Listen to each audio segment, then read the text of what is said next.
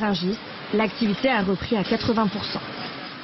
On poursuit avec la fin des 9 mois de travaux de la Convention citoyenne pour le climat et Emmanuel Macron qui se redit favorable à un référendum sur quelques mesures. Le chef de l'État veut accélérer la rénovation thermique des bâtiments. Alors comment?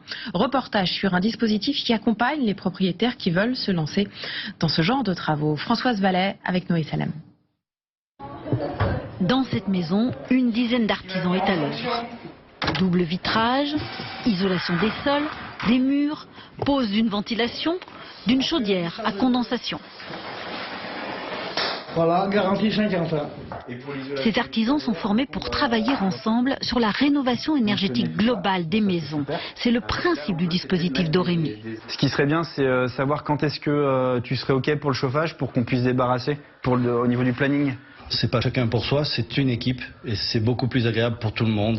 L'intérêt pour les artisans de travailler en collectif, c'est de pouvoir proposer à leurs clients des travaux qui soient à la fois de bon sens, bien coordonnés, et de pouvoir proposer une performance à la fin, une très haute performance de la maison.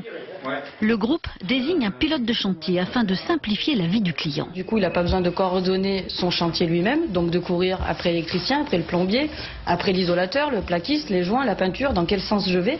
Non, ça, il s'en occupe pas. Un accompagnement gratuit pour les travaux, mais aussi pour le financement, sans lequel ces propriétaires ne se seraient jamais lancés. Tiens, regarde, il a posé le radiateur avec les pieds, ça y est, ouais, en fonte.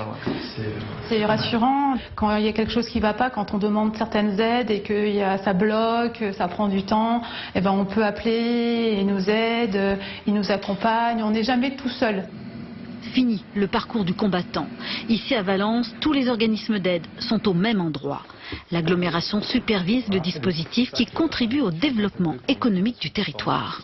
On évite par là même que ce soit des majors qui s'accaparent le marché de la rénovation des maisons individuelles qui revient plutôt aux petites entreprises du bâtiment. Afin de restaurer la confiance, la performance énergétique est systématiquement vérifiée avant la fin des travaux.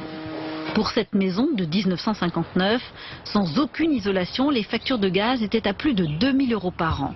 La rénovation globale a permis de réduire la consommation de chauffage de 87%. Et par mois, du coup, ça fait à peu près? À peu près 34 € par mois. 34 € par mois, ok. Bah, c'est super. Ça a coûté 56 000 €, mais on a eu plein d'aides. Et finalement, ce qui nous restait, nous, à financer, c'était 30 000 €. Je suis propriétaire et je rembourse en emprunt au lieu de payer du gaz. Donc à la fin, j'ai ma maison isolée et très agréable à vivre. Ce dispositif de rénovation globale existe déjà dans une vingtaine de départements. En France, plus de 8 millions de maisons énergivores construites avant 1975 ont besoin d'être isolées. Voilà, et sachez que ce reportage a été tourné juste avant le début de l'épidémie. L'actualité à l'étranger, on part aux États-Unis.